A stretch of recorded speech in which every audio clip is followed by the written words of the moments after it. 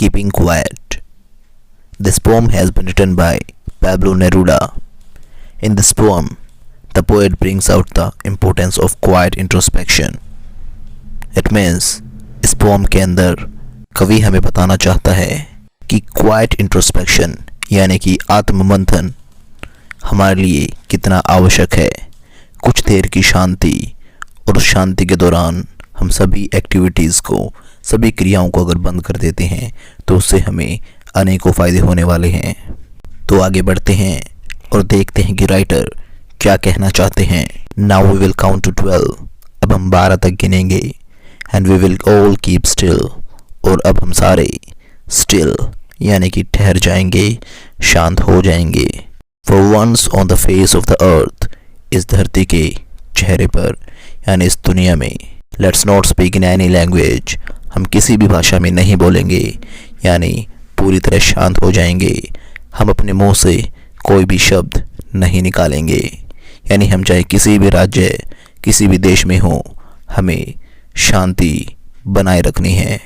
Let's stop for 1 second, चलो रुकते हैं 1 सेकेंड के लिए। And not move our arms so much, और अपनी बाहों को बहुत ज़्यादा मत हिलाइए। It would be an exotic moment, और जो क्षण होगा जब सभी शांत होंगे, हर तरफ शांति होगी, कोई भी मोमेंट नहीं होगी, तो ये पल एक्सोटिक होगा, यानी कि काफ़ी आकर्षक, असाधारण एवं आनंदमय होगा।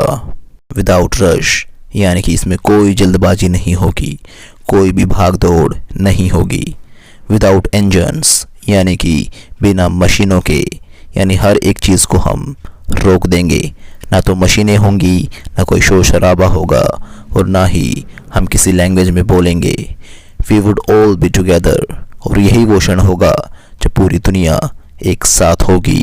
इन अ सडन स्ट्रेंजनेस, एक अचानक से आया हुआ अजनबीपन, यानी कि पूरी दुनिया जब शांत होगी तो हम एक अजनबीपन में होंगे, जहाँ पर हम एक दूसरे को अपने करीब पाएंगे। फिशरमैन इन द कोल्ड सी, मछुआरे जो कि ठंडे समुद्र में, वुड नॉट हार्म वेल्स, और जो वेल मछली को कोई नुकसान नहीं पहुँचाएंगे, क्योंकि वो सारी मोमेंट्स बंद कर देंगे। And the man gathering salt, और वो इंसान जो कि नमक इकट्ठा कर रहे थे, would look at his hurt hands, और वो अपने घायल हाथों को देखेंगे।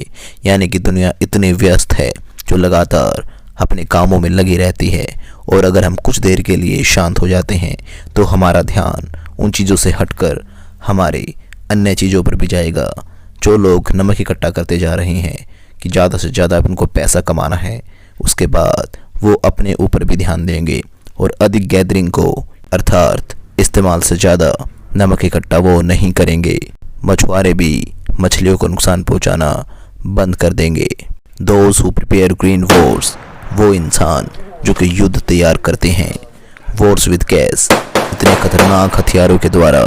वॉर्स विद गैस, गैस का युद्ध। वॉर्स विद फायर, ऐसा युद्ध जो कि आग से हो रहा है, हथियारों से हो रहा है। विक्ट्री विद नो सर्वाइवर्स, उन विक्ट्री का क्या फ़ायदा, उस जीत का क्या फ़ायदा जिसे जीतने के बाद इंसान ही जीवित नहीं रहते। Would put on clean clothes, अब ये लोग भी अगर कुछ देर के लिए शांत होते हैं और रुक जाते हैं, अपनी सभी एक्टिविटीज़ को रोक देते हैं, तो वो भी पुट ऑन न्यू क्लोथ्स, तो नए कपड़े पहनेंगे। And walk about with their brothers, और जिनको अब तक वो दुश्मन समझ के उनके साथ लड़ रहे थे, उनके साथ चलेंगे। In the shade doing nothing, एक छाँव में यानी खुशहाली में वो चलेंगे और उस युद्ध को रोक देंगे। डूइंग नथिंग, इसके अलावा कुछ नहीं करेंगे। कवि यहाँ पर कहना चाहता है कि इंसान ज़िंदगी में जो कुछ भी करता जा रहा है, एक बार रुककर उसके बारे में ज़रूर सोचे और अपनी अंतरात्मा से पूछे कि क्या वो सही कर रहा है। इन सभी एक्टिविटीज़ को, सभी क्रियाकलापों को रोककर कुछ सोच कर देखे तो उसे पता चलेगा अक्सर वो जिन्हें दुश्मन समझता आया है वहीं उसके भाई हैं। इसीलिए कवि कुछ समय के लिए शांत रहने की बात कर रहा है। What I want should not be confused with total inactivity. यहाँ पर कवि कहता है कि जो मैं कह रहा हूँ उसको गलत मत समझ लेना, इस बात के साथ कन्फ्यूज़न में मत आ जाना। विथ टोटल इनएक्टिविटी, यानी मैं पूरी तरह शांत रहने के लिए नहीं कह रहा। मेरा अर्थ ये बिल्कुल नहीं है कि आप सारे काम छोड़ दो और पूरी तरह से इनएक्टिव हो जाओ, यानी कि मृत्यु के समान हो जाओ। Life is what it is about, ज़िंदगी जो है वो वैसे ही रहेगी। I want no truck with death, मैं तो सिर्फ ये कहना चाहता हूँ कि आप लोग मरो नहीं।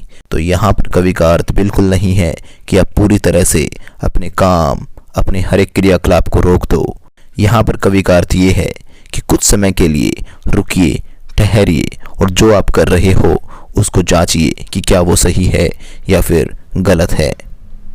If we were not so single minded about keeping our lives moving, अगर हम सिर्फ एक ही मस्तिष्क वाले, एक ही सोच वाले ना रहें तो about keeping our lives moving, हमें अपनी ज़िंदगी को ऐसे ही आगे बढ़ाते रहना होगा क्योंकि यही ज़िंदगी है। And for once could do nothing, लेकिन फिर भी मैं यही कहूँगा कि एक बार के लिए कुछ मत करो, सब कुछ रोक दो। परहैप्स अ ह्यूज साइलेंस, शायद कुछ समय के लिए एक बड़ा सा साइलेंस यानी कि मौन या फिर शांति मुझे चाहिए। माइट इंटरप्ट द सैडनेस, और यही साइलेंस वो है जो कि उदासी को हटा देगा। Of never understanding our self, क्योंकि हम जिंदगी में कभी भी अपने आप को नहीं समझ पाते हैं। And of threatening our self with death, और अपने आप में इस खामोशी के साथ जीते रहते हैं और हमारे लिए एक मौत का डर हमेशा के लिए बना रहता है। Perhaps the earth can teach us, शायद ये धरती हमें सिखा सकती है। As when everything seems dead, क्योंकि धरती पर जब शरतकालीन समय आता है तो सब कुछ मृत्यु के समान हो जाता है, यानी कि धरती शांत हो जाती है। यानी वक्त आने पर इंसान को भी ये चीज़ समझनी चाहिए कि वो भी शांत रहे और अच्छे से चीज़ों को समझे। लेकिन धरती जब हमें दिखाती है कि वो शांत है, वो मरी हुई नहीं होती, वो सिर्फ मृत्यु के समान दिखाई देती है।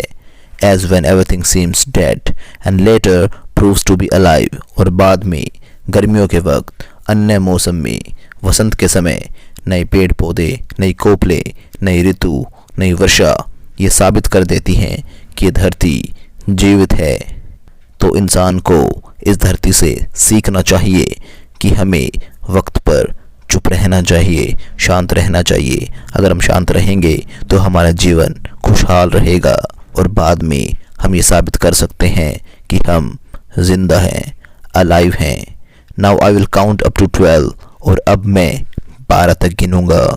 एंड यू कीप क्वाइट, और आप शांत रहना। एंड आई विल गो, और मैं यहाँ से चला जाऊंगा।